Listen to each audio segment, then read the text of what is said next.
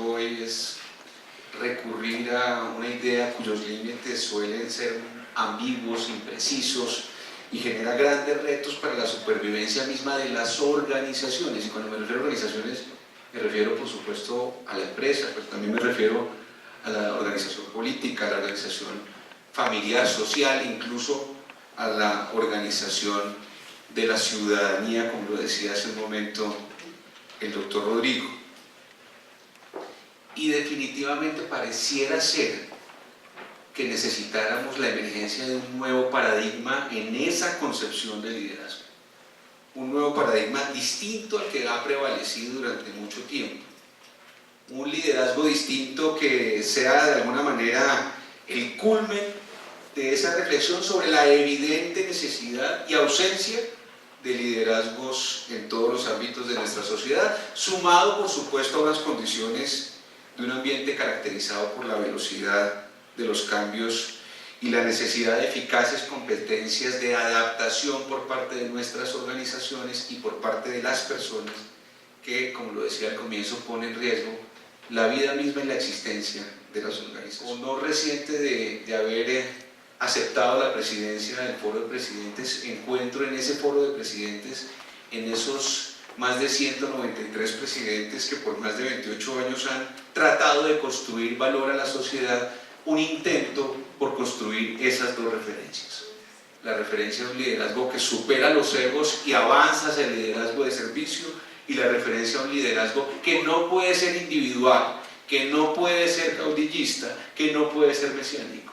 Y es un llamado más a la sociedad sobre la comprensión de ese liderazgo.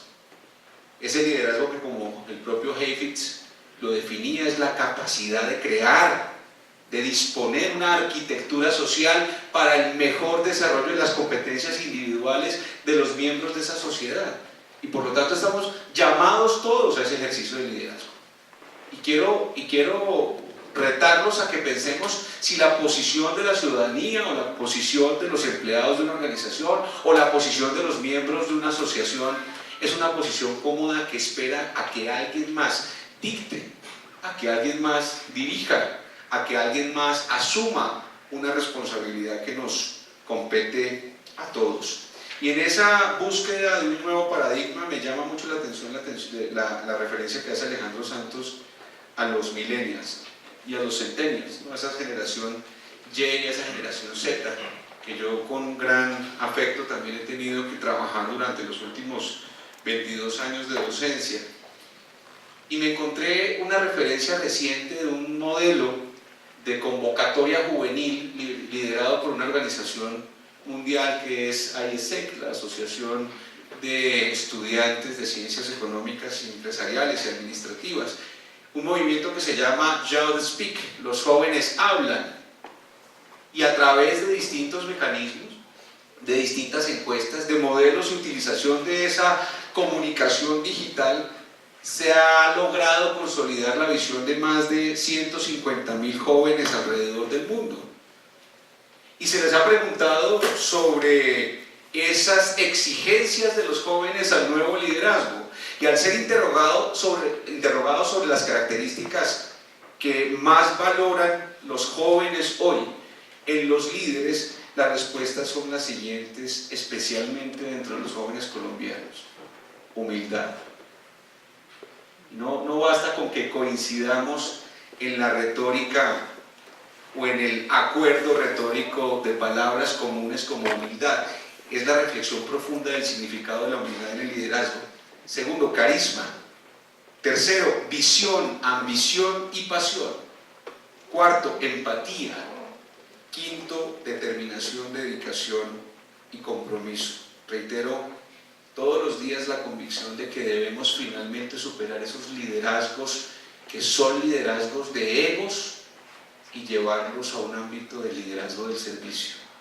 Y esto vale no solamente para la coyuntura nacional actual, no solamente para el reto electoral que nos supone el futuro político de nuestra nación, sino para el ejercicio de todos los días, el relacionamiento de todos los días, la confianza que se construye en ese relacionamiento de todos los días. Permítanme terminar esta breve reflexión adentrándonos a ese nuevo paradigma de liderazgo que exigiría, en palabras de otro gran profesor y amigo, Jaime Urselay, exigiría, hablo comillas, despejar los mitos que durante décadas han acompañado a esta palabra, liderazgo. Requeriría desmentir que el liderazgo es una habilidad rara o que los líderes no se hacen, sino que nacen con alguna suerte de gen mágico. Impondría negar que los líderes necesariamente deban ser carismáticos o que el liderazgo solo existe en el extremo superior de las organizaciones. Pero sobre todo, exigiría romper de una vez con la perniciosa idea de que el líder es alguien que controla, que impone o que manipula.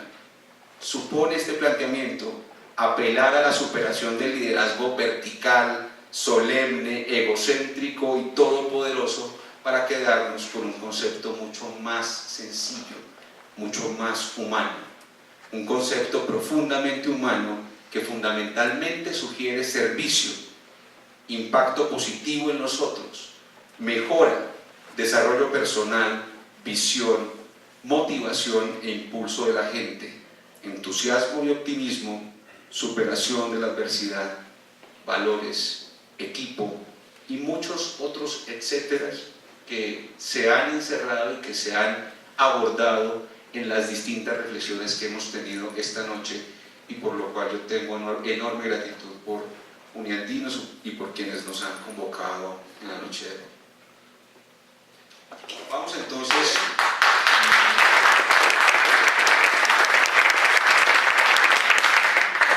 entonces a clasificar los aportes, las preguntas, las reflexiones que nos han hecho llegar desde el público. Por supuesto, agradecerles a cada uno de ustedes, a Gustavo Sánchez, a Enrique Morales, a Víctor Timarán, a Sebastián Patiño, a David Nasal, a Camila Herrera, a Luis Javier Mosquera, a María Cristina Vega, al capitán de fragata Ángel Gabriel Conde, a Mauricio Osa, César Nieto, Ángela Piñeres, Jaime Aldana.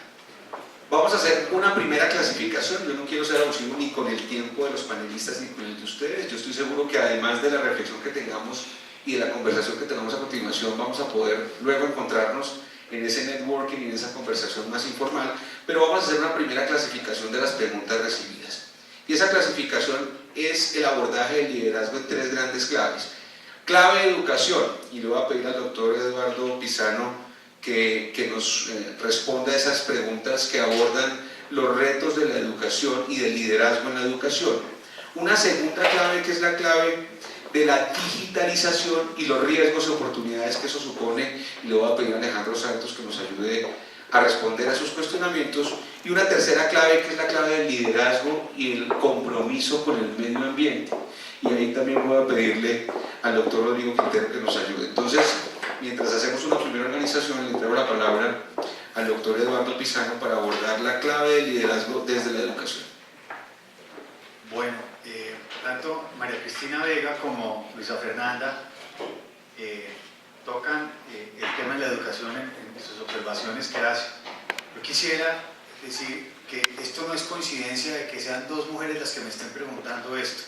Las mujeres son mucho más conscientes cuando en el tema de la educación es un tema mucho más del género femenino que del género masculino. Los colombianos, hombres, en ese sentido, digamos, hay una mayor, la mujer le da mucho más preponderancia a eso, y uno ve que el rol de la mujer en la educación obviamente es muchísimo mayor que el del hombre, y ahí lo digo porque me avergüenzo de eso.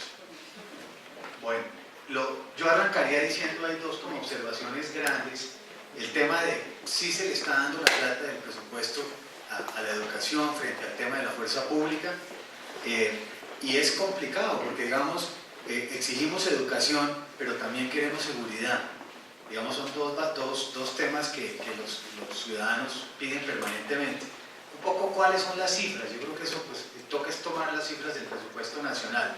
En el año 2017 la defensa le dieron en números redondos 30 billones de pesos.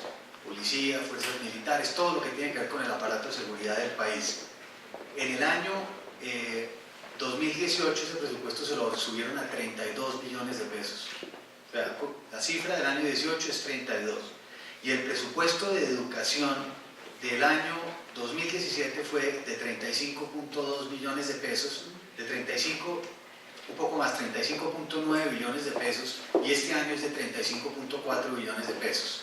Entonces, la realidad es que no creció en las mismas proporciones que el de defensa, pero la realidad también nos dice que tiene una cifra superior al de defensa y que, digamos, históricamente nunca al sector de educación se le habían dado ese nivel de recursos.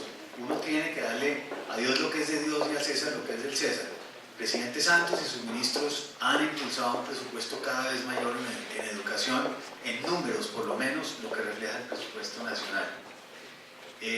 Entonces, la pregunta es cómo se distribuye. Ha habido muchas evaluaciones sobre eso.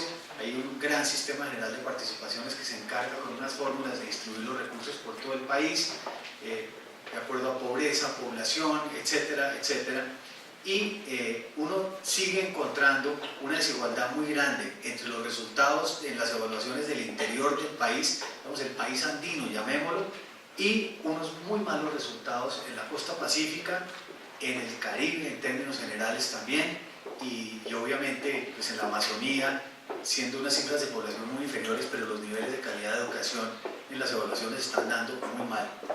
Temas dramáticos, digamos, como Buenaventura, donde uno encuentra que, digamos, si se clasificaran entre buenos y malos de 1 a 6, todos los colegios de Buenaventura están en 5 y 6. O sea, no hay un 3, no hay un 2, no hay un 1, bajo ninguna circunstancia. Es dramático. De cada 1000 estudiantes que se gradúan en el colegio de bachillerato, que llamábamos nosotros bachillerato, de educación media en Buenaventura, solamente 3 entran a una institución de educación superior. Pues piensen un poco el drama que hay ahí y la urgente necesidad de que ese tipo de desigualdades y inequidades, ya no por nivel de ingresos, sino por región del país, se está dando de una forma pues tremenda. Otro tema que yo quiero volver a eso, además lo digo porque yo fui el senador que metió la obligación de que los educadores tenían que evaluarse, y lo digo abiertamente, aquí todos los que estamos sentados en este salón nos evalúan, a los políticos los evalúan, puede que hagan lo que hagan, pero cada 4 años tienen que ir a elecciones a que la gente vote o no vote, y la gran realidad es que muchos de ellos no salieron también en estas elecciones, salieron una cantidad de nuevos. Entonces, las evaluaciones son esenciales en las instituciones, todos estamos evaluándonos, mi comportamiento, estaría haciendo lo que toca con mis hijos, los católicos vamos a una misa donde nos evaluamos nuestro comportamiento frente a lo que debe ser una posición cristiana o católica, todo se evalúa, la vida es eso, y no aceptar una evaluación pues es dramático. Y ha habido, FECODE ha sido un gremio, un sindicato, es el sindicato más grande de América Latina, 250.000 afiliados, que se ha opuesto radicalmente a la evaluación de los educadores, creyendo pues que una mala educación los va a votar. No se trata de eso, se trata de evaluar para corregir. Obviamente, si esto es un caso dramático, pues una persona que no tiene los conocimientos para poder dar una educación, pues le está haciendo un daño gigantesco a mucha gente. Entonces yo sí creo que hay que tomar unas decisiones en ese sentido, pero es importante que la gente sepa que eso no se ha podido arreglar por cuenta de eso. Entonces se hacen toda clase de evaluaciones, las pruebas saber, y todo se encabeza de los estudiantes si aprendieron o no aprendieron, y no miran un poquito para atrás a ver, hombre, si no aprendió de golpe fue porque pudo haber sido que el profesor no le enseñó lo que tocaba, o lo enredó un profesor de matemáticas en tercero de primaria que le debería haber enseñado unos conocimientos básicos, que son básicos porque se van acumulando a medida que va uno. Lo que aprende uno de chiquito es la base de lo que va siguiendo aprendiendo. Y si uno aprende mal, pues se empaña para adelante porque no tiene manera de corregir, y ve uno muchos problemas alrededor de eso. Entonces, yo creo que esos temas son claves.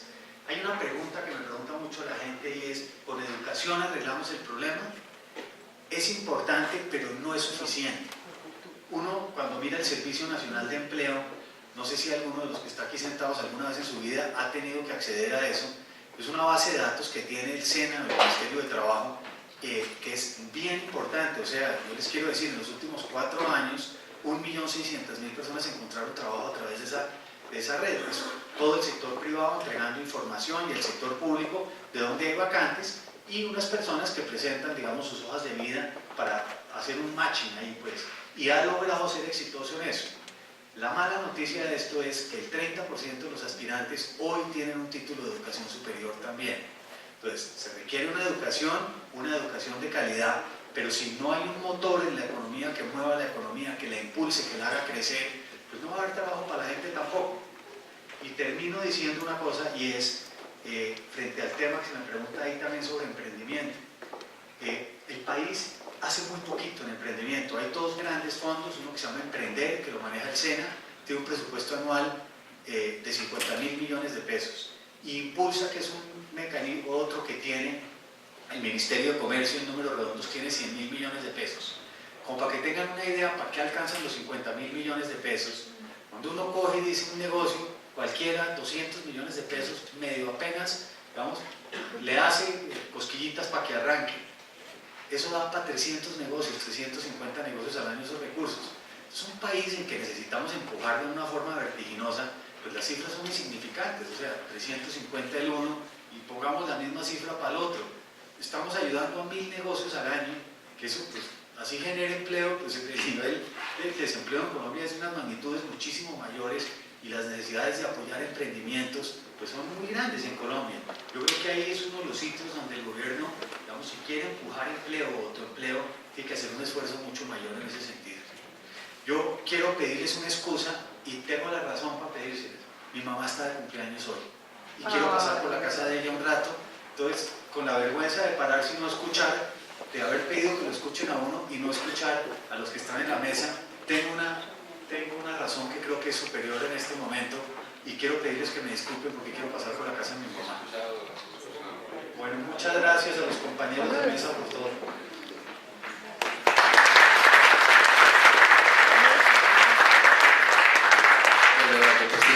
Perfecto, así que un abrazo a su señora madre.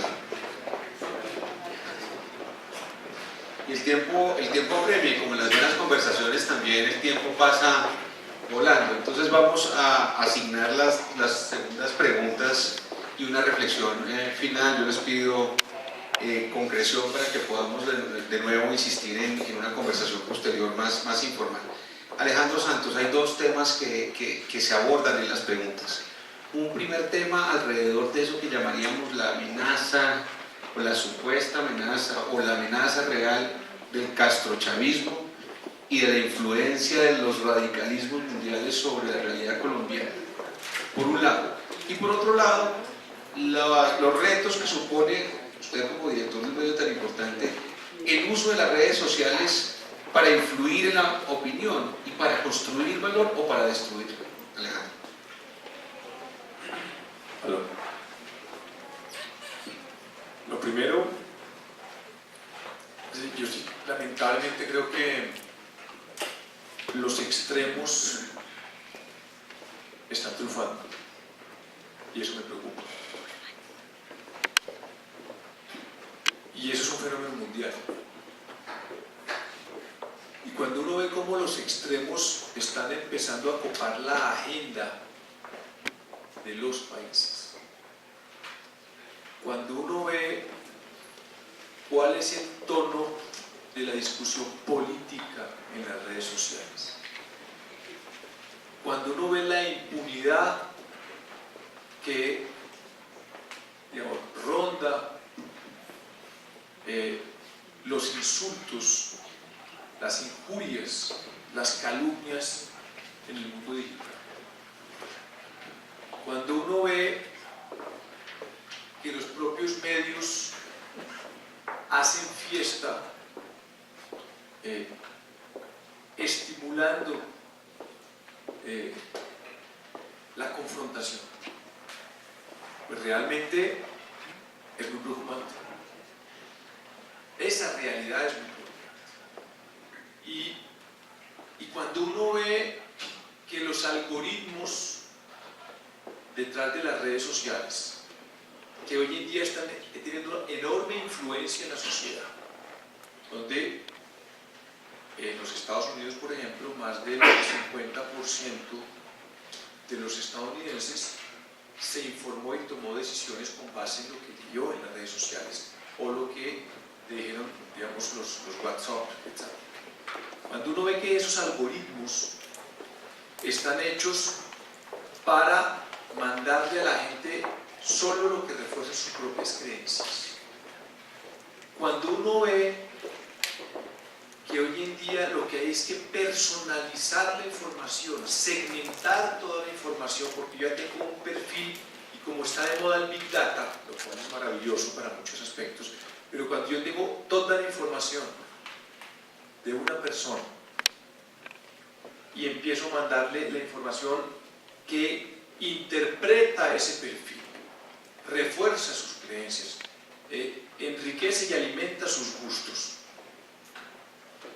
pues todos esos incentivos, todo ese contexto va en contra. Cuando uno ve que lo que prima son los 140 caracteres, cuando uno ve que la velocidad del nuevo mundo digital impide una capacidad de contextualizar, uno se pregunta, ¿dónde está la razón?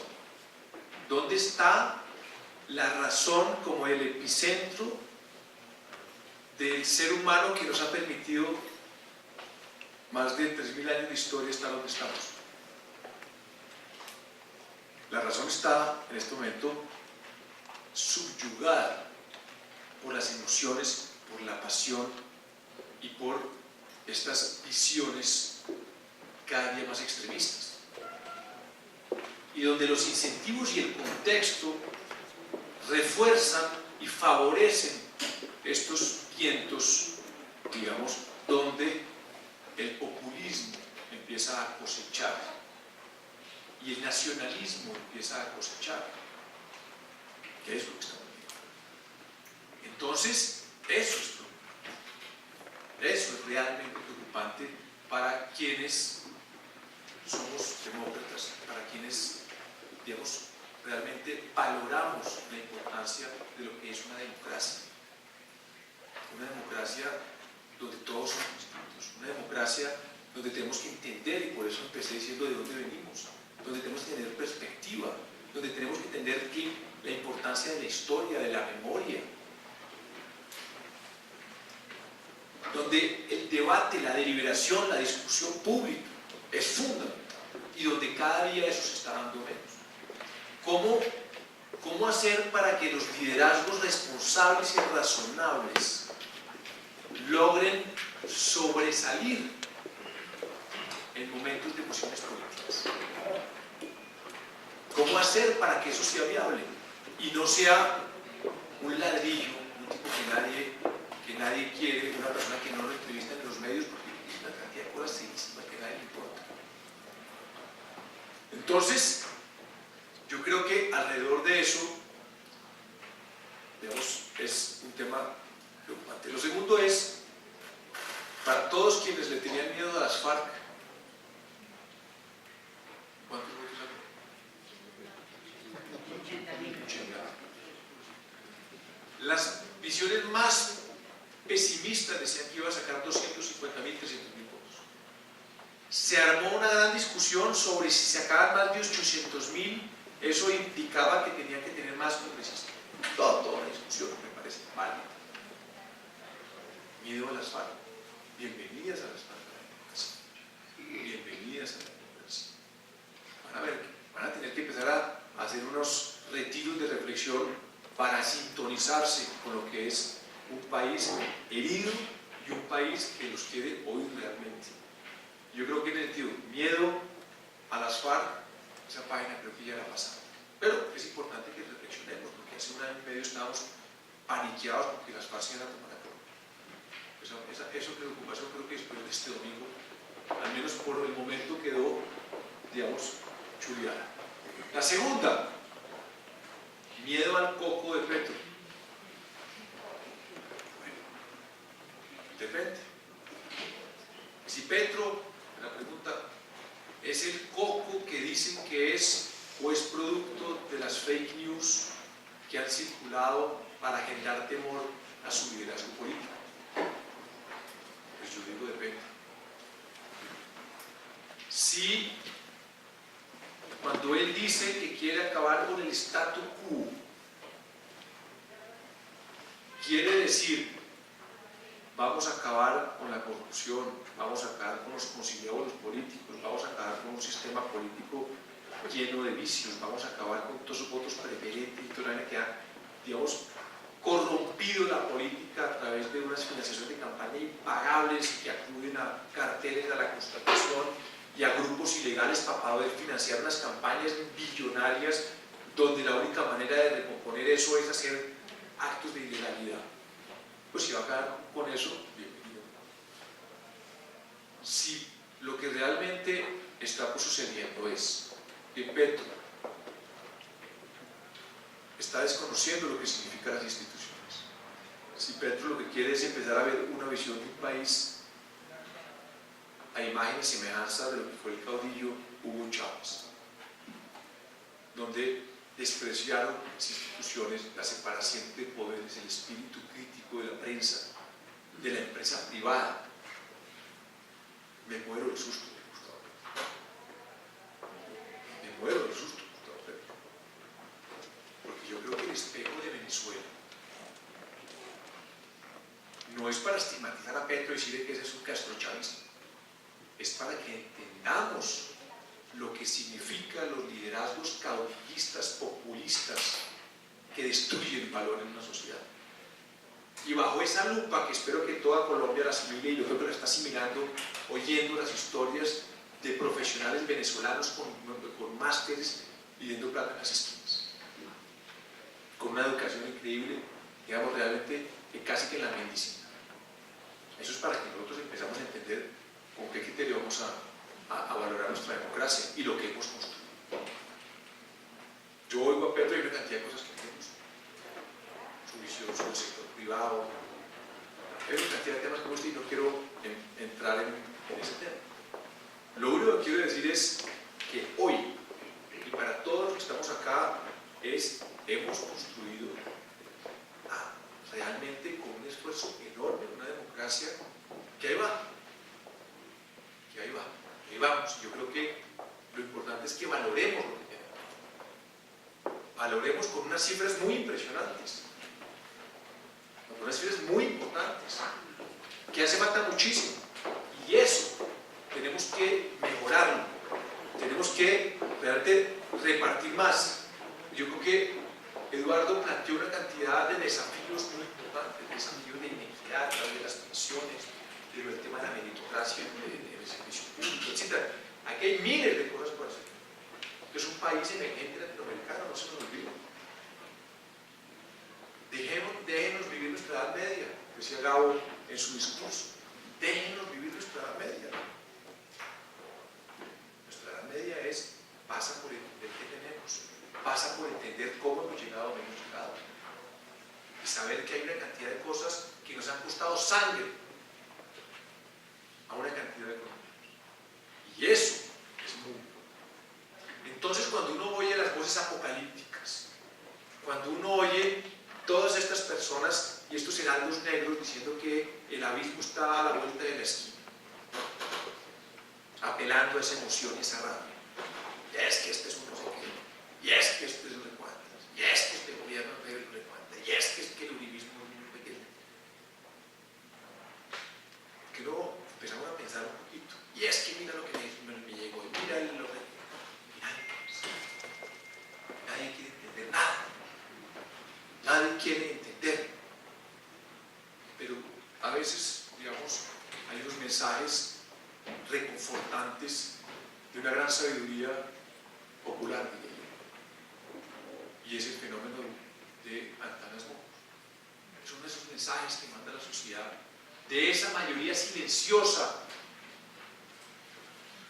mucho más reposada, que yo creo que va, se levanta, trabaja, coge su Transmilenio, 2 horas, educa a sus hijos, tiene los créditos del CITEX, que ha logrado llegar a esa clase media todavía vulnerable, de una clase media, o tiene algo de conciencia política, que no tiene tiempo para estar tuiteando y diciendo cosas en las redes, tiene tiempo para estar educando a sus hijos y trabajar. Esa es la mayoría de este país. no tienen tiempo para estar tuiteando. Hay que ver quiénes son los que tuitean. Yo te hablé de TikTok, la mayoría de temas de tuitear. Unas élites muertas de la rabia y dándose unos palos a otros en los Twitter. Élites que cada uno mira cómo se hace la zancadilla del otro.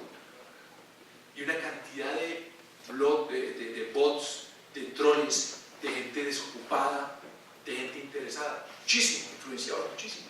Y la gran mayoría trabaja esforzándose, sacrificando. Esa gente no está todo el día en las redes sociales. Está en otro cuento. Y esa gente es la que yo tengo la esperanza de que sea la mayoría de este país. Yo tengo la esperanza. Y cuando uno ve fenómenos hormocos al final, digo, profundamente más allá de cualquier cosa, es que es un símbolo de la decencia y de la transparencia y de la ética ciudadana.